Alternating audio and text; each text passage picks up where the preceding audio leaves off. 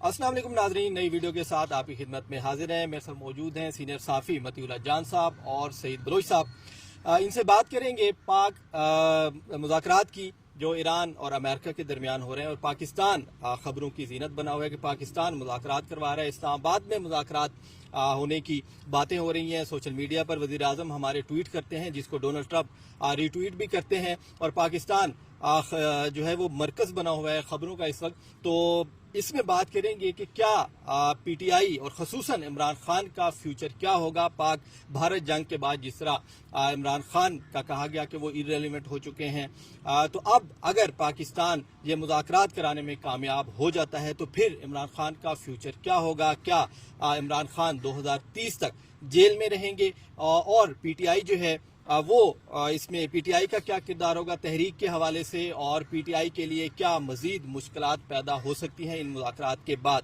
तो मतीउल्लाह जान साहब, आप क्या देखते हैं सर कि अगर मुज़ाकरात कामयाब होते हैं ईरान और अमेरिका के, और ये जंग ख़त्म हो जाती है, तो फिर इसके एक तो पाकिस्तान पर क्या असरात होंगे। पाकिस्तान का जो इमेज है इंटरनेशनली पाक भारत जंग के बाद जो हुआ, उसके बाद क्या मस्बत इस पे असर पड़ेगा पाकिस्तानी इकॉनमी समेत पाकिस्तान के फ्यूचर पे। और पीटीआई के हवाले से आप क्या देखते हैं कि क्या इस पर पीटीआई के लिए मजीद मुश्किलात होंगी इन केस कि ये मुज़ाकरात कामयाब होते हैं और जंग ख़त्म हो जाती है। बहुत शुक्रिया अमानत। आपकी बात दुरुस्त है कि पाकिस्तान और अमेरिका के जो ताल्लुकात हैं वो सिर्फ सफारती नहीं बल्कि उनकी एक सियासी नोयत भी है। बिल्कुल। और पाकिस्तान और अमेरिका के ताल्लुकात का उतना असर शायद अमेरिका की सियासत पे तो नहीं पड़ता, मगर पाकिस्तान की सियासत पे ज़रूर पड़ता है। तो पाकिस्तान की सियासत में इस वक्त हम देख रहे हैं कि जो हमारी इस्टेब्लिशमेंट है, जो हमारी मौजूदा हुकूमत है, वो भरपूर अंदाज से अमेरिका का एतमाद हासिल करने की कोशिश कर रही है। क्योंकि अमेरिका बादशाह अगर उनके साथ है तो IMF की किस्त भी मिलेगी, यूरोप से भी मदद मिलेगी, वर्ल्ड बैंक से भी मदद मिलेगी, और जो अरब ममालिक हैं वो भी आपकी मदद करेंगे। अगर अमेरिका बादशाह आपकी हुकूमत के साथ नहीं है तो फिर ये तमाम जो इमदादी फोरम हैं वो आपके लिए दस्तयाब नहीं होंगे। तो अमेरिका के साथ बेहतर ताल्लुकात यकीनी तौर पर पाकिस्तान की हुकूमत को और इस्टेब्लिशमेंट को मजबूत करते हैं। और ये बात कोई शायद पहली बार नहीं है।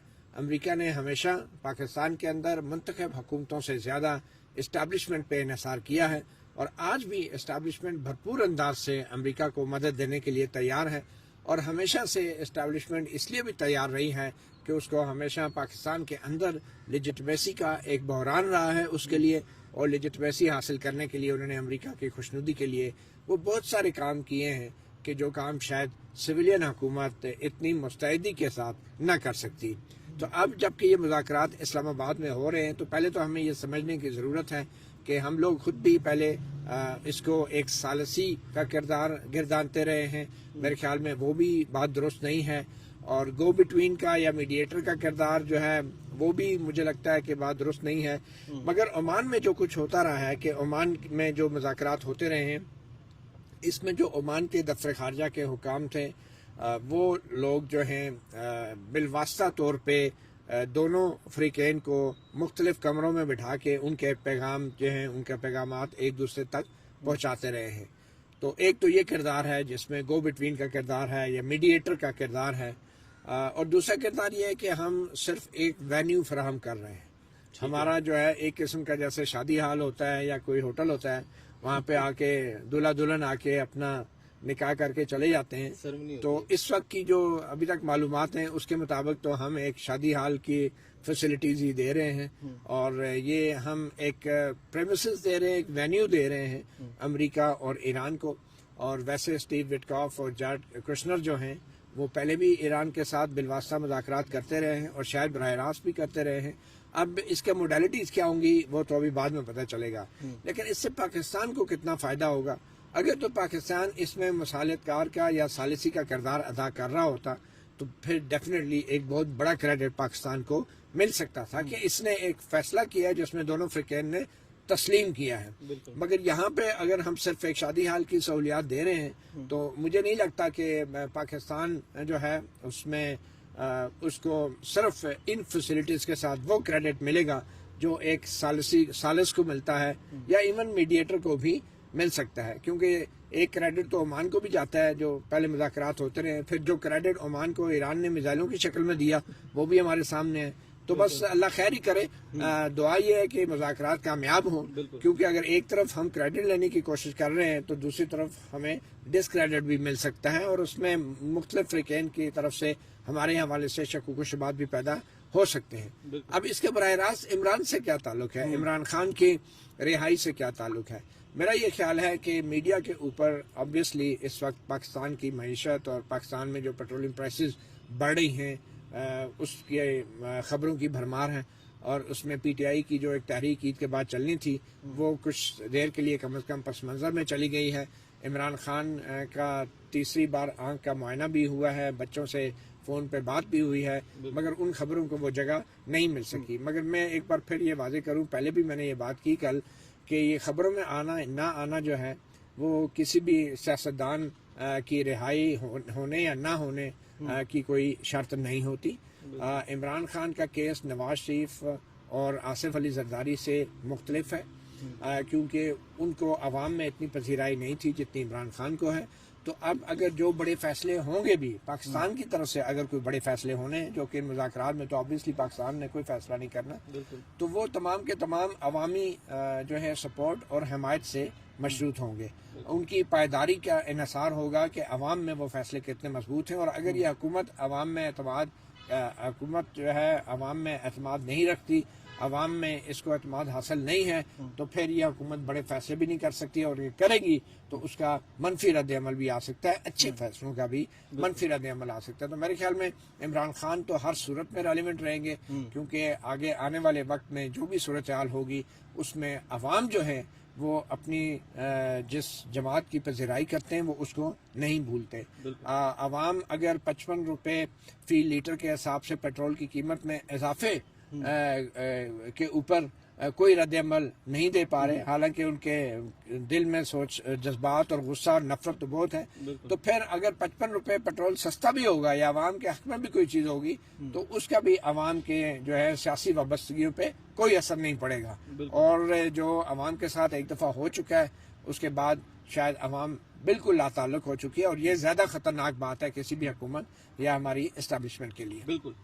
तो सईद बलोच साहब, आप किस तरह देखते हैं, ईरानी जो सफ़ीर हैं पाकिस्तान में, उन्होंने भी सोशल मीडिया पे एक पैगाम जारी किया है, उसमें उनका ये कहना है कि अभी मुज़ाकरात उस तरह शुरू नहीं हुए, और सिर्फ इब्तदाई जो बातचीत है मुज़ाकरात के लिए जो राहें हैं वो हमवार की जा रही हैं, उसमें पाकिस्तान का भी किरदार है, तुर्की का भी है, और भी जो दोस्त ममालिक हैं वो इस हवाले से कोशिशें कर रहे हैं। तो आपको क्या लगता है कि जब मुज़ाकरात आगे बढ़ेंगे, और जिस तरह मती साहब ने बात की कि पाकिस्तान से, जाहिर सी बात है पाकिस्तान के इंटरनेशनली इस पर असरात हो ना हो, पाकिस्तान के लिए इसके असरात जो हैं वो ज़रूर होंगे, खुसूसन अमेरिका के लिए, क्योंकि अमेरिका अगर आप मुज़ाकरात कामयाब हो जाते हैं तो अमेरिका आपके लिए एक जिस तरह पहले आपको सपोर्ट कर रहे हैं इंडिया के मुकाबले में, तो मज़ीद इसमें कुछ बेहतरी आएगी और पाकिस्तान के लिए अच्छे नताइज मुरतब होंगे पाकिस्तान के लिए। बहुत शुक्रिया अमानत। देखें, इमरान खान साहब के लिए क्या असरात मुरतब होंगे उसकी जानिब जाने से पहले हम पाकिस्तान और होने वाले मुज़ाकरात के हवाले से बात कर लेते हैं। माजी में भी पाकिस्तान अमेरिका और चीन के दरमियान अपना मसालियाती किरदार अदा करता रहा है, लेकिन मौजूदा हालात में अगर देखा जाए तो हमारी जब से अमेरिकी सदर डोनाल्ड ट्रंप अपने ओहदे पर बराजमान हुए हैं तो हमारी हुकूमत और इस्टेब्लिशमेंट की जानिब से मुतअद्दिद ऐसे वाक़यात जो हैं वो मुशाहिदे में आ चुके हैं जिसके मुताबिक अमेरिकी सदर डोनाल्ड ट्रंप और उनकी एडमिनिस्ट्रेशन को खुश करने की कोशिश की गई। मिसाल के तौर पे 5 मार्च 2025 के रोज़ अमेरिकी सदर डोनाल्ड ट्रंप ने अमेरिका में एक तकरीब से खिताब करते हुए पहली बार ये इंकशाफ किया था कि पाकिस्तान ने दाइश की एक आला शख्सियत को गिरफ्तार करके अमेरिका के हवाले किया है। बाद में अमेरिकी जनरल कुरेला ने अमेरिकी कांग्रेस की कमेटी के सामने इस बात का एतराफ़ किया कि पाकिस्तान के army chief general Asim Munir साहब ने मुझे फ़ोन किया और उन्होंने मुझे बताया कि आप सेक्रेटरी डिफेंस को ये बता दें कि हमने उस मतलूब किरदार को पकड़ लिया है जिसके बारे में अमेरिका की जानिब से हमसे मुतालबा किया गया था। तो ये ऑन रिकॉर्ड चीज़ें सारी मौजूद हैं। इसके अलावा आप देखें कि अमेरिकी सदर को खुश करने के लिए पाकिस्तान में मिनरल्स बिल पास करवाने की कोशिश की गई। गुज़श्ता साल 10 फरवरी को वजारत तवानाई के जो मादनियात का शोबा है उसकी DG की जानिब से 6 चीफ सेक्रेटरीज यानी कि 4 सूबाई और गिलगित बल्तिस्तान और आज़ाद कश्मीर के चीफ सेक्रेटरीज को एक ख़त लिखा गया और उस ख़त के साथ बाकायदा उस मुसव्वदे की कापी भी भिजवाई गई, जो कहा गया कि ये मिनोअन यही मुसव्वदा आपने अपनी अपनी जो असम्बलियाँ हैं वहाँ से आपने ये पास करवाना है। और बलूचिस्तान समेत मेरे ख्याल में दीगर तमाम से तो शायद वो बिल पास हो चुके हैं, सिर्फ खैबर पख्तूनख्वा वाला रह गया था, क्योंकि वहाँ पाकिस्तान तहरीक इंसाफ के कारकुनों ने मज़ाहमत की और अभी तक वो बिल पास नहीं हो सका। तो एक तो ये भी हो गया कि अमरीकी सदर को कहा गया कि हम आपको मिनरल्स देंगे, हमारे कबायली इलाकों में रेयर मिनरल्स मौजूद हैं और हम अमेरिका को वहाँ तक रसाई देने के लिए तैयार हैं। और इसके बारे में भी 3 मार्च 2025 के रोज़ वजारत खारजा ने एक एलामिया जारी किया था। उसके आखिरी पैराग्राफ में गालबन दूसरी या तीसरी लाइन के अंदर इन मादनियात का जिक्र भी मौजूद था। इसके बारे में हमें मालूम नहीं था। दाइश की अहम शख्सियत को हमने पकड़ा, अमेरिका के हवाले भी कर दिया। हमें ये भी नहीं बताया गया कि हमने पकड़ के उसको अमेरिका के हवाले किया। अमेरिकी सदर अगर वो जिक्र न करते तो शायद हमें कभी भी अंदाजा ना होता। इसी तरह और भी बहुत सारे ऐसे मामलात हैं जहां अमेरिकी सदर को खुश करने की खातिर खा कोशिश की गई है। तो यहाँ हमारी क्रिप्टो करेंसी वाला जी अभी वो पिछले दिनों देखे वो खबर सामने आई कि अमेरिकी सदर डोनाल्ड ट्रंप के जो दामाद हैं जेरेड कुशनर, उनकी कोई फैमिली कंपनी है क्रिप्टो करेंसी, उसके अंदर पाकिस्तान जो है वो सरमायाकारी करने के हवाले से पेशरफ्त कर रहा है। और पाकिस्तान में भी बाकायदा क्रिप्टो करेंसी के हवाले से काउंसिल बनाई गई। बिलाल बिन साकिब को इसमें एक अहम ओहदा भी दिया गया। और पिछले दिनों आपको पता है कि उसमें कुछ सरमाया डूबने के हवाले से भी खबरें पाकिस्तान में गर्दिश करती रही हैं। तो ये चीज़ें चल रही हैं, साथ साथ चल रही हैं। हमारी इस्टेब्लिशमेंट की, हमारी हुकूमत की ये कोशिश है, ख्वाहिश है कि हम अमरीकी सदर डोनाल्ड ट्रंप को खुश करें, उनके सामने कुछ ऐसी चीज़ें हों जिसकी वजह से मौजूदा रजीम को, हम हुकूमत को इसको जो है वो वेंटिलेटर जो है वो फ्राहम होता रहे। अभी यहाँ तक आप देखें कि जब 27वीं तरमीम मंजूर अभी हो रही थी तो उससे पहले ही ये खबरें सामने आना शुरू हो चुकी थी कि पाकिस्तान की शायद मौजूदा जो असम्बली है इसकी मुद्दत भी बढ़ाई जा सकती है और उसके लिए अब आईनी अदालत में एक दरखास्त जाएगी और मुमकिन तौर पर आईनी मौजूदा असम्बली की मुद्दत भी बढ़ाई जा सकती है। तो इस तरह की बातें आप उस वक्त तक नहीं कर सकते जब तक आपको यूरोप, अमेरिका या यूरोपीय यूनियन या इधर दीगर जो ताकतवर फरीक है उनकी जब तक आपको आशीर्वाद हासिल ना हो। यूरोपीय यूनियन ने ताहाल आपके आम इंतखाबात 2024 की जो उसकी इलेक्शन जो रिपोर्ट होती है उनकी, जो उनका ऑब्जर्वर ग्रुप पाकिस्तान में आता है और उस पर रिपोर्ट तैयार करता है, वो रिपोर्ट अभी तक जारी नहीं की गई। कॉमनवेल्थ की भी लीक हुई गुज़श्ता साल सितंबर के महीने में, जब ड्रॉप साइट न्यूज़ वेबसाइट की जानब से वो रिपोर्ट लीक की गई और फिर उसके बाद गालबन 30 सितंबर 2025 को उन्होंने ऑफिशियली उसको जारी भी कर दिया।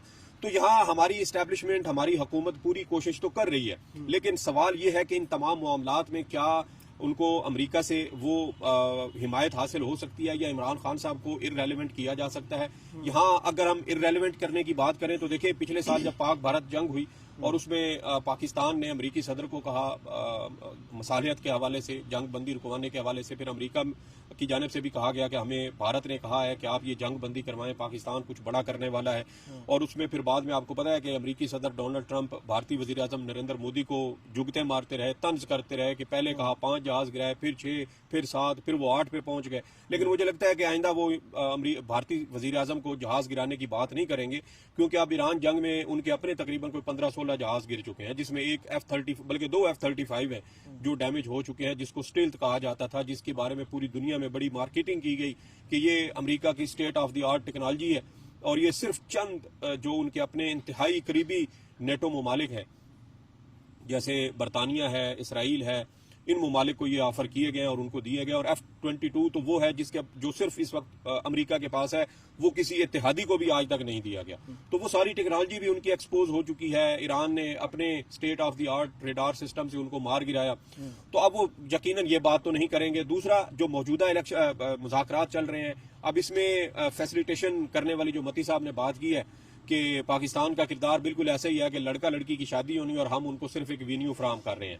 अब उस वेन्यू फ्राहम करने में हम ये सहूलत हमारी हुकूमत और इस्टेब्लिशमेंट हासिल करने की कोशिश कर रहे हैं कि हमें अमेरिका से कोई ऐसी चीज़ मिल जाए कि अमेरिका हमसे खुश हो और अब मौजूदा जो सेटअप है इसको कबूल कर ले। इसको 2030 तक तो अब हमारी इस्टेब्लिशमेंट की ख्वाहिश है ना कि जब तक ये जो तोसी मिली है पिछले साल आर्मी एक्ट में जो तरमीम हुई उसके बाद, तो कम अज़ कम ये 2030 तक तो ये मामलात को चलें और 2030 के बाद फिर आगे देखा जाएगा। वैसे प्लान 2035 तक है और ये बातें खुद इस्टेब्लिशमेंट के जो करीब समझे जाने वाले सहाफ़ी हजरात हैं वो खुद कर चुके हैं। पिछले साल जब आर्मी एक्ट में तरमीम हुई उसके फौरी बाद ये सारी बातें आना शुरू हो चुकी थी। और अभी भी आप देखें पाकिस्तान के अंदर इंसानी हकूक़ के मामले पर अक़वाम मुत्तहिदा के ऑब्जर्वर जो उनका वो ग्रुप है, वर्किंग ग्रुप है, उसकी रिपोर्ट्स मौजूद हैं। इमरान खान साहब की सोलिटरी कन्फाइनमेंट के हवाले से उनकी प्रेस रिलीजेज मौजूद हैं। इसके अलावा उनके जो स्पेशल रेप्यूटर हैं उनकी जानिब से इस पर बाकायदा प्रेस रिलीज जारी की गई, वीडियो बयानात मौजूद हैं। पाकिस्तान में इंसानी हकूक वाले मामले के ऊपर यूरोप, अमेरिका, यूरोपीय यूनियन मुकम्मल तौर पर खामोश है। जैसे मैंने कहा कि यूरोपीय यूनियन की ताहाल वो रिपोर्ट पब्लिक नहीं की गई और 2-3 बार उनसे मुतालबा भी किया गया जो राइट टू इंफॉर्मेशन एक्ट है यूरोप का, उसके मुताबिक। लेकिन उसके बावजूद कहा गया कि पाकिस्तान के साथ हमारे जो सफारती ताल्लुकात हैं वो खराब हो सकते हैं, उन पर असर पड़ सकता है, इसलिए हम आपको ये जारी नहीं कर सकते। ये बाकायदा जो लेटर लोगों को लिखे गए जिन्होंने वो रिपोर्ट मांगी थी, उनको ये जवाबी खतूत में ये बात की गई है। तो इंसानी हकूक पर खिलाफ वर्जियों पर खामोशियां हैं, बुनियादी हकूक की खिलाफ वर्जियों पर खामोशियां हैं। पीटीआई के जो साबिक वज़ीर आज़म हैं इमरान खान, उनके साथ जेल के अंदर जो कुछ हो रहा है उसके ऊपर खामोशी है। इसके अलावा उनके इलाज मुआवजे के हवाले से खामोशी है। तो सहूलतकारी तो काफी हद तक उनकी जानिब से पहले हो रही है, लेकिन अहम नुकता यह है कि क्या इमरान खान को इररेलेवेंट किया जा सकता है? मेरा ख्याल है इमरान खान को अमेरिका, यूरोप की शायद वो जरूरत ही इनको ना पड़े कि आप इमरान खान को इररेलेवेंट करें। मिसाल के तौर पर गुज़श्ता साल भारत के साथ जब हमारी जंग हुई तो बाकायदा 6 मई को इमरान खान साहब के पास एक शख्सियत भेजी गई, उनसे मुतालबा किया गया कि आप एक बयान जारी करें, हमें सोशल मीडिया पर भारत का मुकाबला हम नहीं कर पा रहे, तो आपकी सोशल मीडिया की हमें जरूरत है। इमरान खान का 6 मई को बयान आया शाम को कि पूरा पीटीआई सोशल मीडिया अफवाज पाकिस्तान के साथ खड़ा हो, और फिर 3 दिन के बाद आप देखें कि आपके जो फौज के तर्जमान है लेफ्टिनेंट जनरल अहमद शरीफ साहब, उन्होंने प्रेस कॉन्फ्रेंस की, पाकिस्तान तहरीक इंसाफ के सोशल मीडिया की उन्होंने तारीफ की कि हमने भारत को बयानिए की जंग में सोशल मीडिया पर शिकस्त दी है। तो आप इमरान खान को इक्वेशन से कहीं आउट नहीं कर सकते। फिर 3 अहम फैसले लिए इमरान खान साहब ने पिछले साल। एक तो उन्होंने सुहेल अफरीदी को वजीर आला बनाया, वो फाटा से थे, फाटा कबायली अजला में है। अमेरिका की ख्वाहिश थी कि जो फाटा के अंदर मिनरल्स हैं वो हमारे तक उनको रसाई दी जाए। और आपको याद होगा वजीर आजम और फील्ड मार्शल जब गुज़श्ता साल गलबन नवंबर के महीने में अमेरिका गए थे तो उन्होंने वो बाकायदा एक ब्रीफ केस के अंदर वो मिनरल्स लेके भी गए थे जो उनको अमेरिकी सदर को दिखाए गए थे। तो सुहेल अफरीदी को जब आपने वजीर आला बना दिया फाटा से, तो वो बिल भी रुक गया, फाटा इंजमाम भी रुक गया, और आप अमेरिका को ये भी कह रहे हैं कि भाई कबायली इजला तक अगर आपको अप्रोच चाहिए तो आप मुझे बाईपास करके नहीं जा सकते, मेरे साथ आपको इंगेज होना पड़ेगा और तभी आप कबायली इलाकों में मौजूद मिनरल्स तक रसाई हासिल कर सकते हैं। दूसरा, आपने महमूद अचकज़ई साहब को बना दिया कौमी असम्बली के अंदर अपोजिशन लीडर, उसमें भी इस्टेब्लिशमेंट वो एंटी इस्टेब्लिशमेंट शख्सियत समझे जाते हैं और उनके जो सख्त मौक़िफ़ है उसके बारे में अब हुकूमती शख्सियात को खुद एतराज़ात मौजूद हैं कि बातचीत जो है वो शायद ना हो सके। और ना आज तक महमूद अचकज़ई साहब की इमरान खान से मुलाकात करवाई गई, अगरचे वो कई बार यकीन दहानी करवा चुके हैं कि मैं आपको इमरान खान से जमानत लेके दूंगा कि आपके साथ वो किसी किस्म का कोई बुरा सलूक या कोई इंतकाम वो आपसे नहीं लेगा, लेकिन एतबार नहीं बन रहा। फिर आप देखें अलामा राजा नासिर अब्बास साहब को सेनेटर में अपोजिशन लीडर बनाया, अब वो ईरान के हवाले से उनका जो एक झुकाव है वो आपकी सामने मौजूद है। और अभी 2 रोज पहले जो हुकूमती शख्सियात प्रेस कॉन्फ्रेंस कर रही थी, गुज़श्ता रोज आप देखें कि औरंगजेब फारूकी साहब ने प्रेस कॉन्फ्रेंस की और कहा कि अलामा राजा नासिर अब्बास के खिलाफ गद्दारी के मुकदमात कायम किए जाए। तो यहाँ आप देखें कि इमरान खान साहब ने जेल से बैठकर ये 3 अहम फैसले किए और वो आपकी ना सिर्फ अंदरूनी सियासत के साथ इंतहाई अहमियत रखते हैं बल्कि वो आपकी खारजा पॉलिसी को भी वहां से कहीं ना कहीं से वो कंट्रोल करके या उसके ऊपर अपनी गिरफ्त जो है वो आपको शो कर रहे हैं। तो मेरा नहीं ख्याल कि इन हालात में आप जो मर्जी उनसे जमानतें ले लें, जो मर्जी उनसे गारंटियां ले लें, मुझे नहीं लगता कि हमारी इस्टेब्लिशमेंट या हुकूमत को अमेरिका से वो ब्लैंक चेक इस हवाले से मिल जाए। और अगर फर्ज करें अमेरिका दे भी दे तो बहुत सारे फैक्टर्स ऐसे हैं जो अमेरिका की दस्तरस में नहीं है। जैसे ईरान में वो रजीम चेंज करना चाहते थे लेकिन जो उनके अंदरूनी सियासी हालात थे वो आड़े आ गए, आज तक रजीम चेंज नहीं हुआ। पूरी आपने 40 बंदे टॉप के मार दिए लेकिन आपका जो है वो मकसद पूरा नहीं हुआ। कल की खबर है कि इसराइली वजीर आजम ने मोसाद को डांट पिलाई और उससे नाराजगी का इजहार किया कि आपने तो मुझे यकीन दहानी करवाई थी कि हम ईरान के अंदर रजीम चेंज कर लेंगे, उनकी हुकूमत के खिलाफ बंदे बाहर निकलेंगे और हम ये हुकूमत गिरा देंगे, नहीं हो सका। तो ये देखिए कि बहुत सारे फैक्टर्स हैं जो आप बाहर से तो बैठ के कैलकुलेट करते हैं लेकिन जो अंदरूनी हालात होते हैं वो उसके आड़े आ जाते हैं। और जो मौजूदा हालात पाकिस्तान के अंदर गुर्बत, महंगाई, बेरोजगारी, टैक्सेस में इजाफा, पेट्रोलियम मसनूआत की कीमतों में इजाफा, मेरे ख्याल में वो जो बात इमरान खान ने अवामी इनकलाब की है वो चिंगारी किसी भी वक्त भड़क सकती है। बाकी जो अंदरूनी फैक्टर्स हैं सारे मेरे ख्याल में वो तो पूरे हैं और वो जब इस तरह की कोई सूरत हाल बनेगी तो ये चीजें उससे मल्टीप्लाई होंगी। बिल्कुल इमरान खान को इरेलीवेंट इमरान खान नहीं होंगे। तो सर वेन्यू की बात हुई शादी हाल की कि शायद वन डिश होगी और जल्दी ये मुज़ाकरात जो है इस पे काम होगा। जिस तरह ईरानी सफ़ीर ने भी कहा कि अभी इब्तदाई कोशिशें हैं, मुज़ाकरात उस हवाले से नहीं है, ना तो ईरान ने बात की है ना ही अमेरिका ने डायरेक्ट उनसे बात की है। तो सर आपको एक तो ये मुज़ाकरात जो हैं ये कितने आपको चांसेस लगते हैं कामयाब होने के, क्योंकि अभी तक वो क्लियर चीज़ें सामने नहीं आई कि दोनों तरफ से क्या कंडीशंस हैं। अमेरिका ने तो किया था कि 15 पॉइंट्स उन्होंने बताए थे, ईरान की जानिब से भी कुछ मुतालबात किए जा रहे हैं। तो एक तो ये बताइएगा कि कितने चांसेस आपको लगते हैं जब मुज़ाकरात कामयाब होने के, पाकिस्तान का उसमें किरदार क्या है, और दूसरा क्या अगर ये कामयाब होते हैं जिस तरह शुरू में हमने बात की तो इमरान खान साहब 2030 तक आपको क्या लगता है कि वो जेल में ही रहेंगे? अमानत मुज़ाकरात की कामयाबी से पहले तो मैं सईद बलोच साहब जो हैं उनके तजिए को मैं ख़ाज तहसीन पेश करना चाहता हूँ। उन्होंने जिस तरीके से अमेरिका के इन्फ्लुएंस या असर को पाकिस्तान जैसे ममालिक में एक्सप्लेन किया है, मेरे ख्याल में इससे बेहतर कोई एनालिसिस नहीं हो सकता। दूसरी बात यह है कि रिजीम चेंज का जो अमेरिका धमकियाँ लगा रहा था ईरान में, आप ये देखें ना अमेरिका के नज़दीक रिजीम चेंज क्या है, अमेरिका के नज़दीक रिजीम की इम्पोर्टेंस क्या है।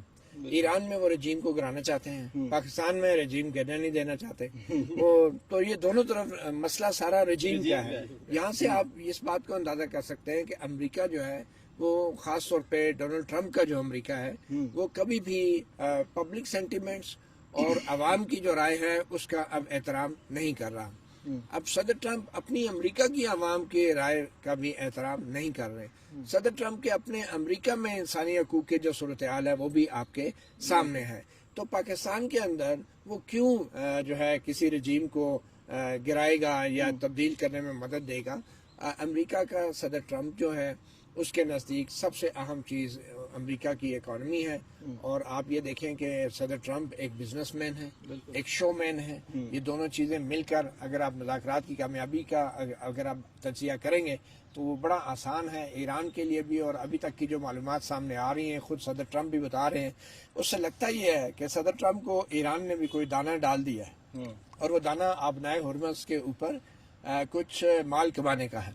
और एक तरफ तो मुझे लगता है कि ईरान जो है उसने आबनाए हुर्मुज़ पे अपनी वो कानूनी मिल्कियत भी साबित कर दी है कि जो शायद इस जंग से पहले किसी को क्लियर नहीं थी, वो सबके लिए खुला था। मगर अब आबनाए हुर्मुज़ ईरान की मदद, उनकी मर्जी, मंशा और मंजूरी के बगैर इस्तेमाल नहीं होगा। और उसके लिए ईरान ने कुछ इशारे ऐसे दे दिए हैं कि जिसमें अमेरिका को भी उन्होंने कुछ ऑफर की है बज़ाहिर, जो सदर ट्रंप भी इशारतन बात कर रहे हैं और कह रहे हैं कि बहुत बड़ा कोई दोनों मिलके चलाएंगे। तो ये मैं समझता हूँ कि सदर ट्रंप जो है जो पूरी दुनिया को टैरिफ की धमकियां लगा के जंगें रुकवाते थे, अब खुद जो है वो टैरिफ की और पैसे की लालच में आके जंग रुकवाते हुए हमें नजर आ रहे हैं। तो मुझे लगता है ईरान को समझ आ गई है कि सदर ट्रंप जैसी शख्सियत को या तो टैरिफ बढ़ा के या टैरिफ घटा के या टैरिफ दे के जो है किसी भी चीज के लिए राग़िब किया जा सकता है। अब हालत ये हो गई है सदर ट्रंप की को कहते हैं कि रिजीम चेंज तो हो गया क्योंकि हमने बंदे मार दिए, ठीक है ना। और इसका ये मतलब है कि जिन ममालिक में रिजीम चेंज नहीं हुई वो इसलिए नहीं हो रही कि वो बंदे जिंदा हैं, अभी उन्हें मारा नहीं गया। मतलब क्या रिजीम चेंज बंदे मरने से होती है, ठीक है। रिजीम चेंज जो होती है कि अवाम, अगर आप कहते हैं कि अवाम को, पहले तो यही कह रहे थे ना कि अमरीकी अपीलें कर रहे थे कि ईरान के अवाम निकल आए रिजीम चेंज के लिए, यही कह रहे थे ना। तो एक तरफ तो उनको बड़ा ध्यान है जनाब के ईरान में अवाम जो है वो इस हुकूमत के खिलाफ है, तो दूसरे ममालिक में जहाँ अवाम खिलाफ है वहां पे आप क्या कर रहे हैं, वहां पे भी तो आप देखें ना अपनी पॉलिसी वादे करें। तो मुझे लगता है कि मुज़ाकरात की कामयाबी का जो ट्रंपी मयार है वो यही है कि कुछ लो और कुछ दो। एंड पे जो है यही होगा कि सदर ट्रंप को भी दाना डाल देंगे ईरान, वो कहेंगे कि जनाब यहाँ से गुजरने वाला जो उस पर कुछ चुंगी हम ले देते हैं, कुछ आपको दे देंगे, आपको हम कुछ प्रोजेक्ट दे देते हैं कि जो स्टेट ऑफ हुर्मुज़ है उसमें कुछ डेवलपमेंट का ऐसा काम करें कि जहाज़ों की गुंजाइश बढ़ जाए, गुजरने की गुंजाइश बढ़ जाए, उसकी ड्रेजिंग हो, उसके अंदर कोई ऐसे प्रोजेक्ट्स हो जिसमें अमेरिका को ठेका दे देंगे और अमेरिका भी खुश और ईरान जो है उसको वो जो पहले नहीं कर रहा था, यानी जो चूंकि वसूल नहीं करता था मुफ्त में जहाज गुजरने से, ईरान को भी फायदा, और फिर अगर सैंक्शन भी खत्म हो जाती है ईरान की बिल्कुल, तो अल्टीमेटली डेफिनेटली पूरे खित्ते को फायदा है, पाकिस्तान को फायदा है जिसकी गैस पाइपलाइन का प्रोजेक्ट है जो रुका हुआ है। मगर उसमें सिर्फ एक चीज रुकावट आएगी कि ईरान जो है सिर्फ पाकिस्तान के लिए गैस पाइपलाइन प्रोजेक्ट उसने शुरू नहीं किया था, उसमें इंडिया को भी शामिल करना था। तो मेरे ख्याल था कि ये IPI की जो गैस पाइपलाइन है ईरान, पाकिस्तान और इंडिया की, अगर ये मुज़ाकरात कामयाब होते हैं, ईरान से सैंक्शन हट जाती हैं, तो ये एक ट्रिगर होगा। जैसे जंग का डोमिनो इफेक्ट होता है, इसी तरह पीस का भी एक डोमिनो इफेक्ट होगा।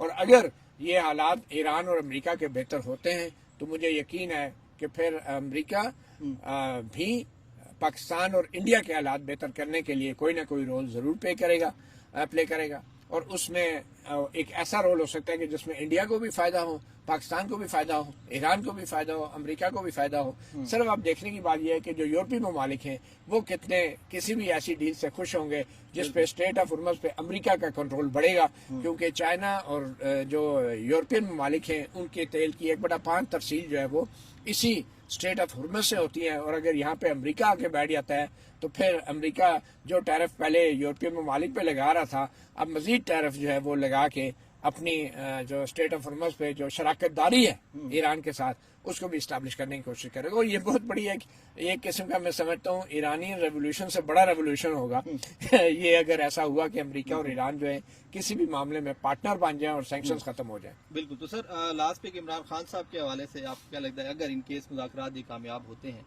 तो जिस तरह बातें की जा रही हैं कि पाक भारत जंग के बाद भी PTI के लिए मुश्किलात बड़ी हैं, हाँ। तो क्या इमरान खान साहब आपको लगता है कि 2030 तक जब तक ये हुकूमत है मजीद स्ट्रॉन्ग अगर होती है हमारी इस्टेब्लिशमेंट, तो 30 तक इमरान खान साहब की रिहाई के चांसेस नहीं होंगे, कम हो जाएंगे? देखिए, जब तक इमरान खान जमानत पे बाहर नहीं आते हैं, उनकी सजा मुअत्तल नहीं होती, पाकिस्तान में सियासी इस्तेहकाम नहीं आ सकता। बिल्कुल ठीक है। इमरान खान कोई नवाज शरीफ या आसिफ जरदारी नहीं है कि जिनको इस तरीके से इतने तवील अरसे तक जेल में रखा जाए, और उनके साथ अवामी हिमायत भी नहीं थी, और यही वजह थी कि उनको डील करके बाहर आना पड़ा था। ऐसे ही है। तो ये एक लावा है, ये हमें मानना पड़ेगा कि ये वो लावा है जो किसी वक्त भी फट सकता है। पाकिस्तान इस वक्त एक सियासी आतिशफशां के धाने पे बैठा है, और इस बात का अंदाजा आपको तब होगा कि खुदा न खास्ता अगर खैबर पख्तूनख्वा और बलूचिस्तान में हालात ख़राब होते हैं तो उस वक्त फिर आपको अंदाज़ा होगा कि मामलात किस तरफ जा रहे हैं। तो बेहतर यह है कि हालात ख़राब होने से पहले आप सियासी इस्तेहकाम पैदा करें, और जो सबसे बड़ी सियासी जमात है उसके कारकुनों, उसके जो सपोर्टर्स हैं, उनका एतमाद को बहाल करें इस निज़ाम के ऊपर, इस इदारों के ऊपर। और अगर ऐसा आप नहीं करेंगे तो फिर आपको पता है कि जो लावा पकता रहता है वो एक दफ़ा फटता है, और जब फटता है तो उस वक्त आप कुछ करने के काबिल नहीं होते। तो बेहतर यह है कि आप उस ज़लज़ले की तैयारी करें कि जिसकी वजह आपकी हुकूमत की और इदारों की पॉलिसियाँ हैं, और इनको थोड़ा सा रिलैक्स करें और सियासी सरगर्मियों की इजाज़त दें। क्योंकि पहले भी फील्ड मार्शल अयूब खान के दौर में जो अवाम की मर्जी और मंशा के बगैर बड़े बड़े फैसले होते रहे, उसका नतीजा हमने देख लिया। मुल्क 2 लख्त हो गया, 2 टुकड़े हो गए, और जो टुकड़े करने वाले लोग थे उनका आज तक एहतसाब नहीं हो सका। तो ये मेरा ख्याल है नुकसान फिर इस मुल्क का ही होगा, और फिर अल्टीमेटली अवाम को ही भुगतना पड़ेगा। लेकिन अवाम का भी यही है कि वो जितना अवाम ने सारे फैसले हुकूमत नहीं करने, फैसले अवाम ने भी करने हैं। ऐसे ही बिल्कुल। सईद बलोच साहब, वीडियो चूंकि काफ़ी लंबी हो गई है तो इसको इधर ही ख़त्म करेंगे। तो देखते हैं मुज़ाकरात के हवाले से क्या नई अपडेट सामने आती हैं। वज़ीर आला सुहेल अफरीदी साहब भी एक इंपॉर्टेंट प्रेस कॉन्फ्रेंस करेंगे, इस हवाले से भी आपको आगाह करेंगे। आज के लिए इतना ही। मुझे मतीउल्लाह जान साहब और सईद बलोच साहब को इजाज़त दीजिए। अल्लाह हाफ़िज़।